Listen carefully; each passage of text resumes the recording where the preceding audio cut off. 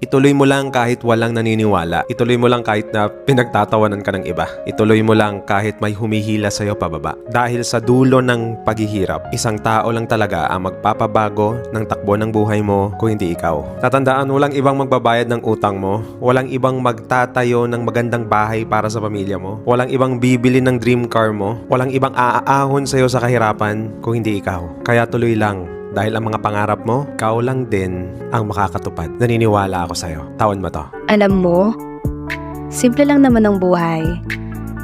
Kapag ayaw nila sa'yo, hayaan mo. Kapag sinisiraan ka, hayaan mo lang.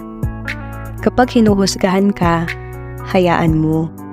Doon ka sa taong gusto ka at tanggap ka. Maging proud ka sa sarili mo. Kung sino ka at kung anong meron ka. Huwag mo na lang iisipin ang sasabihin ng ibang tao. Dahil mas kilala mo ang sarili mo kaysa sa mata ng mga taong mapanghusga. Diba nga, sabi ng iba, kung mabait ka sa ibang tao, huwag kang umasa na magiging mabait din silang lahat sa'yo. Dahil katulad ng mga daliri natin sa kamay, hindi pantay. Dahil ang bawat tao sa mundo, may iba't ibang ugali. Tama nga pala sila, no? Kapag naranasan mong maliitin ka ng ibang tao, doon ka lalong mas magiging determinadong manalo. Doon ka lalong mas magiging ganado.